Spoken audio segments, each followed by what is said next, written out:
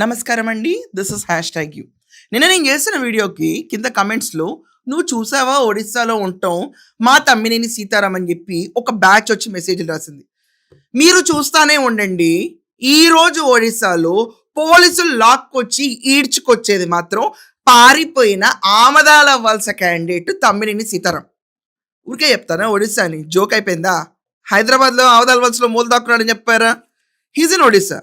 ఇక్కడ ఏంటంటే కథ నేపథ్యంలో ఒక బ్రేకింగ్ పాయింట్‌కెళ్ళే ముందు చాలా మందికి కథ అర్థం కాలేదు. ఒక చిన్న సినాప్సిస్ 2 మినిట్స్‌లో చేస్తాను. ఇక్కడ తమ్మినేని సీతారాం మన మాజీ స్పీకర్. దేనికి ప్రసిద్ధి మాజీ స్పీకర్‌గా అని చెప్తే ఆయన జీవిత హిస్టరీలో కొన్ని మైలురాళ్ళున్నాయి. కానీ వాటన్నిటిని బీట్ చేసుకుంటూ నెగటివిటీ కూడా ఉంది మన తమ్మినేనికి. ఎంత ఎక్స్ట్రార్డినరీ అంటే ఉందా?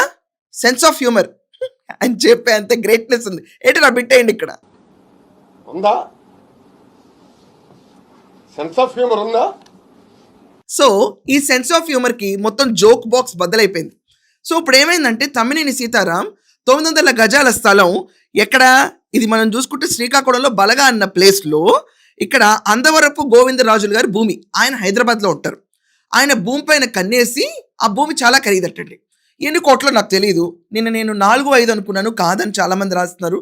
వందల్లో ఉందా ఎంత ఉందో నాకు తెలీదు మరి. సో ఈ అందవరపు గోవిందరాజులు గారి భూమి పైన కన్నేసేసి ఆయన చనిపోయాడు హోచ్ అని చెప్పి డెత్ సర్టిఫికేట్ ఫోర్జరీ చేయించాడు మన తమ్మినేని సీతారాం. చేయించిన దెబ్బకి ఇంకా ఏం చేశాడు? ఇదంతా కాదని ఒరిస్సా నుంచి ఒక మహిళని తీసుకొచ్చాడు. ఆమె పేరే అదబాల రజని. సో అదబాల రజని ఈ సోకాల్డ్ అందవరపు గోవిందరాజులు గారికి ఒక ఏకైక పుత్రిక అని చెప్పి ఆమె పేరు మీద ఆస్తి ట్రాన్స్ఫర్ చేసి దాన్ని ఈ సోకాల్డ్ తమ్మినేని సీతారాం గారి కొడుకు తమ్మినేని చిరంజీవి పేరు మీద ఈ ఆస్తి మొత్తం రాన్ చేసుకుని స్వాహా అందాం అనుకున్నాడు. దెబ్బకి మన గోవిందరాజు గారు ఒక్కసారి ఉలికిపడ్డారు. నా భూమి ఎక్కడ అని. మీ భూమి ఎక్కడ ఉందండి? మీరు చనిపోయారు కదా. మీ కూతురు ఇక్కడ చూసుకుంటే ఈ పేరు కూడా భలే ఉంటుందండి. అదబాల రజనీ పేరు నుంచి రజనీ ఏమో తీసుకెళ్లి సీతారాం గారి కొడుకు అమ్మేసింది కదా అన్నారు. షాక్ తిన్నాడు ఆయన. నా కూతురు ఎక్కడి నుంచి వచ్చింది?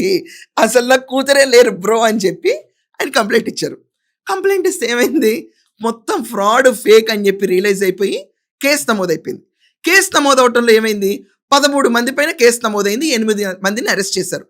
దీంట్లో 5 పరారు. దాంట్లో తమ్మినేని సీతారాం, మిసెస్ సీతారాం, చిరంజీవి, తమ్మినేని వీళ్ళందరూ పరారులో ఉన్నారు. పరారులో ఉంటే పోలీసులు ఎతికి పట్టుకుందాం అని డిసైడ్ అయ్యారు. సో పట్టుకుందాం అంటే చాలామంది అంటారు మన మాజీ స్పీకర్ కదా, కాన్స్టిట్యూషనల్ పోస్ట్లో ఉన్నాడు కదా అంటే అలా బిహేవ్ చేశాడా ఎక్కడన్నా? ఆ ఫేస్లో అరగెన్స్ ఎలా ఉండేది? వేరే sense of humour man. Common sense అన్న వర్డ్ కూడా చెప్పలేడు. ఆ క్యాండిడేట్ చంద్రబాబు నాయుడు గారిని ఎటురా చిన్న మొక్కేయండి.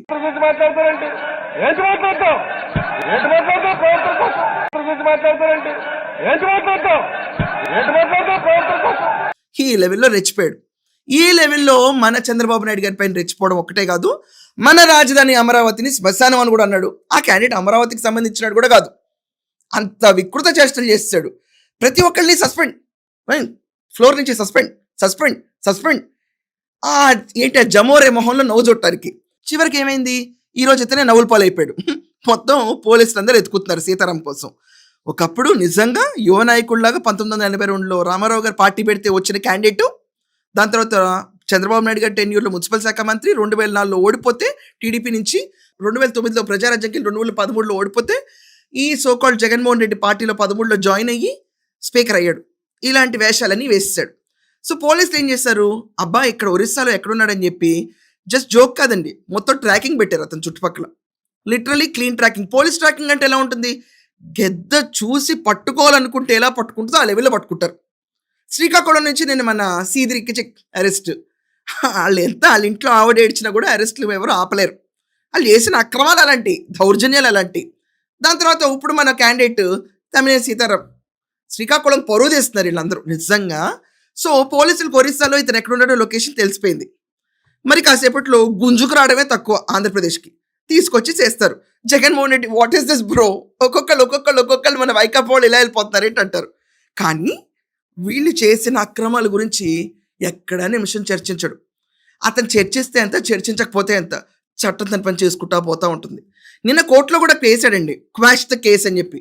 జడ్జెస్ అన్నారు కోర్టులో, ఏంటా క్వాష్, కావాలంటే యాంటిసిపేటరీ బెయిల్ వేసుకోని.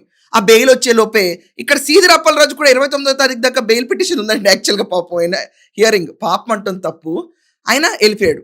సో ఈ క్యాండిడేట్ బెయిలేసుకుదప్పు ఈరోజు సాయంకాలం కల్లా విశ్వనాక్ మీరు చూస్తూ ఉండండి. ఒరిస్సాలో తేలిన మన మాజీ. సో ఏమంటారు? వచ్చిన తర్వాత ఇతను మళ్ళీ వచ్చే ఎన్నికల్లో నుంచుంటే ఆవదాల వలసలో చిరంజీవిని, సీతారాంని జనాలు ఆదరిస్తారా, లేకపోతే పక్కలాడుకో అని అంటారా? దీని గురించి మీ ఒపీనియన్ ఖచ్చితంగా రండి. That's all for now. Thank you.